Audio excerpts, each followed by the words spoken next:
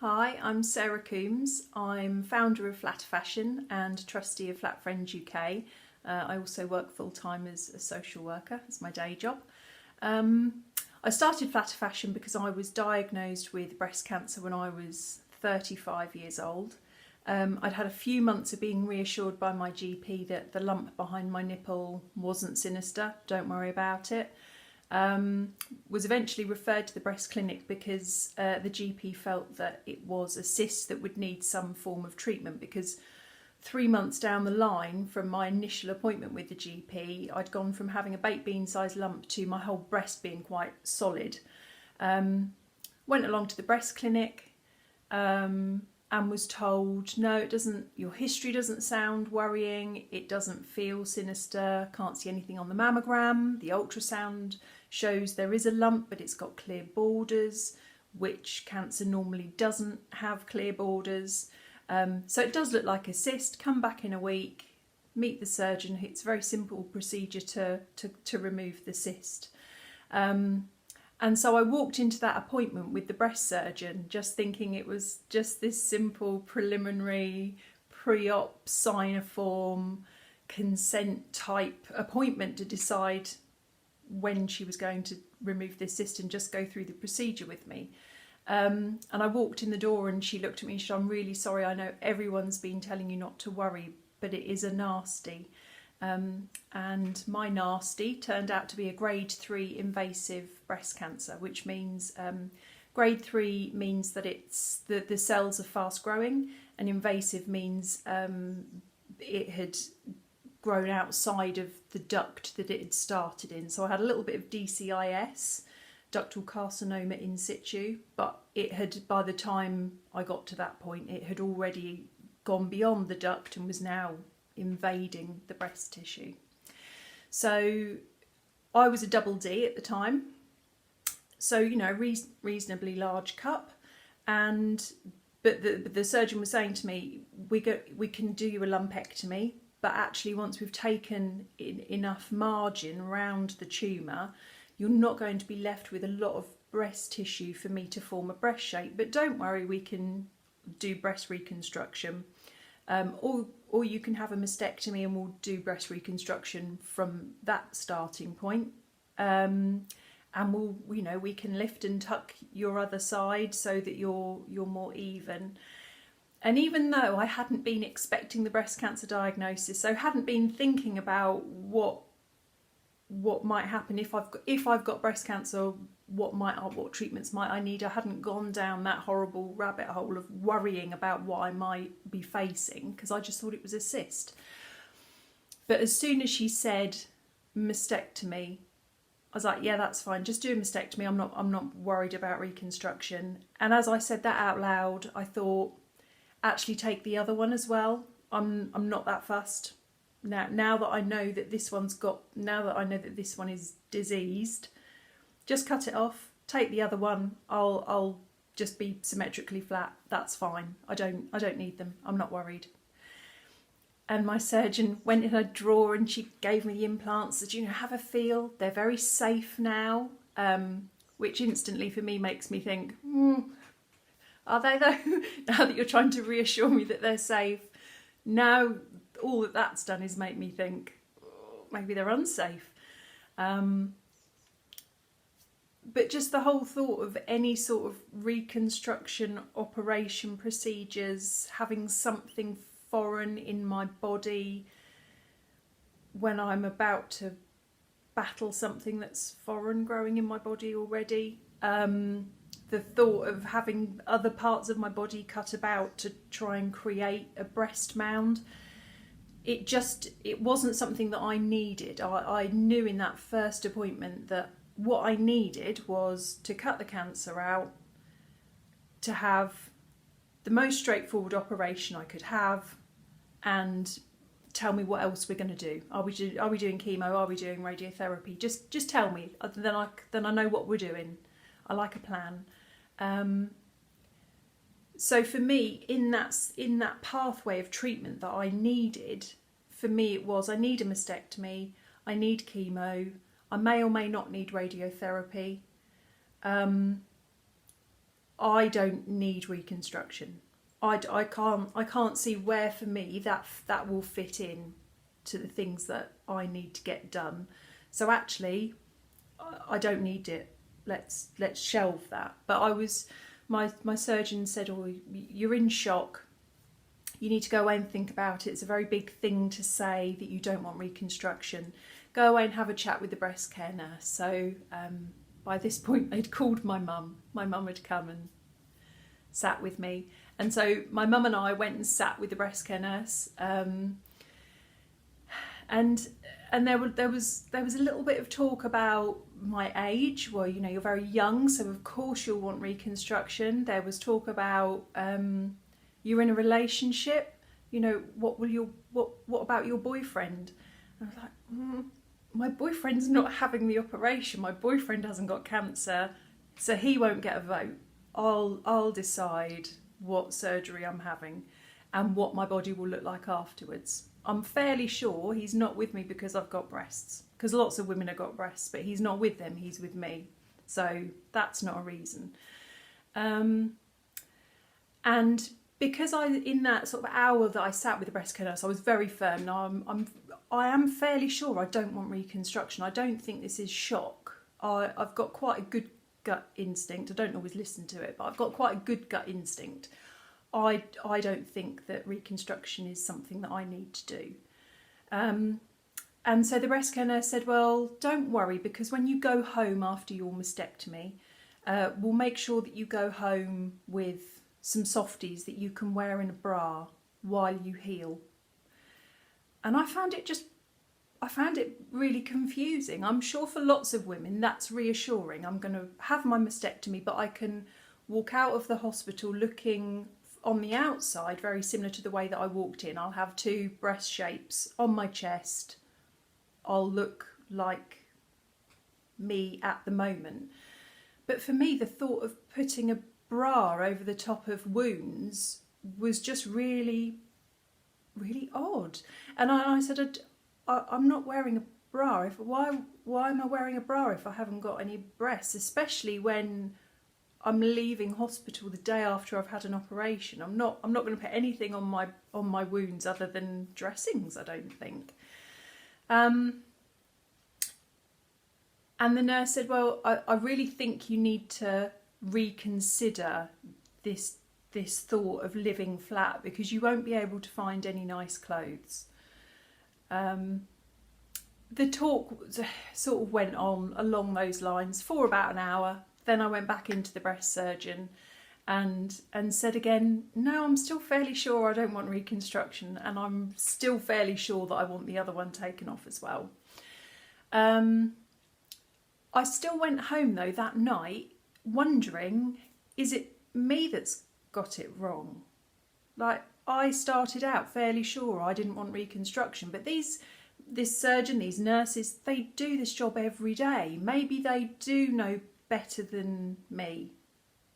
You know, I'm not an expert in breast cancer or breast surgery, so maybe they're right and I'm wrong. Maybe I shouldn't be listening to my gut instinct. And my boyfriend at the time, for all of his faults, did actually say to me, but they don't know you. And I think he was making the point they don't know how headstrong you can be. But also, they don't know me as a person. They don't know what's important to me. They don't know how I feel about myself or what other people think of me, or how I feel about what other people think of me. And that was what I needed to hear that night, because it reminded me that I am quite capable of making decisions about what my body needs to look like and what I need out of my treatment, out of life, out of everything.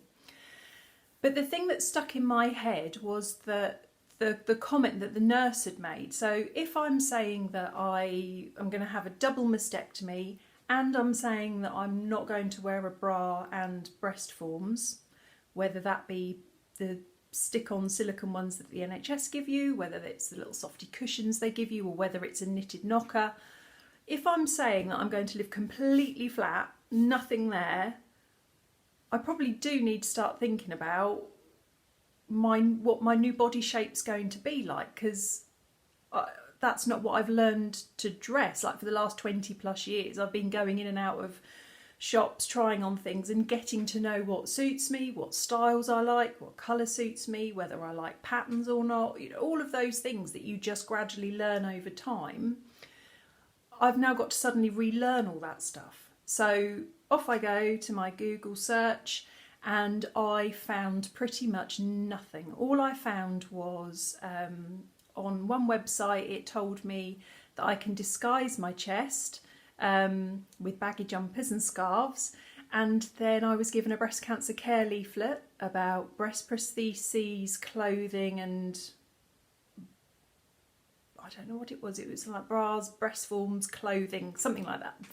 It's changed now, but in 2015, the leaflet had 2 lines in it which said, some women choose not to reconstruct or wear prostheses. You can disguise your chest by wearing baggy jumpers, baggy clothes, and wearing scarves. I'm fairly sure I'm not going to spend the rest of my life in baggy t-shirts and jumpers and scarves. And why should I? Why am I disguised? What have I got to disguise? I've got to disguise the fact that I had to have my breasts removed because I had cancer.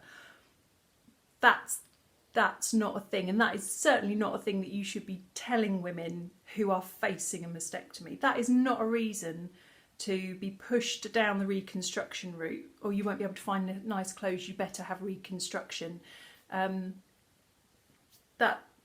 Surely that's not a thing, but I kept searching and I found nothing. And that's beside the fact that I couldn't find any pictures of what a flat double mastectomy looked like.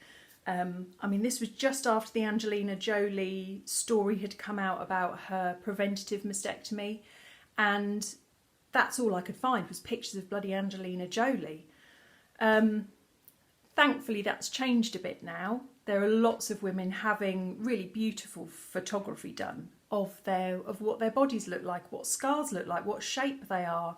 I didn't have any of that information at all. So because I couldn't find any information about what I should be wearing, I decided to set up a website, as you do. And that's how Flatter Fashion started. Initially, it was just me talking to myself, I think. My first blog was, I went through my whole wardrobe 2 weeks after mastectomy, which isn't recommended because you can find yourself stuck inside clothes because you don't have the arm movement. So there were a few moments where I found myself stuck in like an office dress and I just couldn't get it off.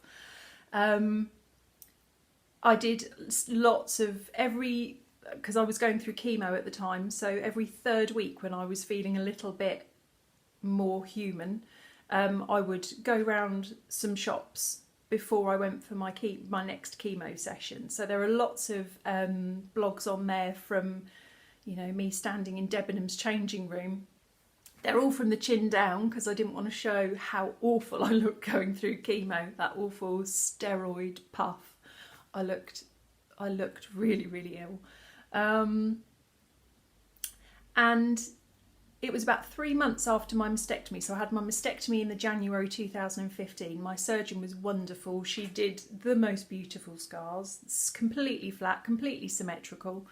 So I was about then 3 months in. So this would have been the April. And I hadn't really found very much online still. I'd found 2 women on social media who were living without reconstruction, and I was in a support group that was a worldwide support group for women who hadn't had reconstruction, called Flat and Fabulous, which was better than nothing. The only issue was it was very US based, and there's such a huge difference between our healthcare systems and our outlooks, and so it was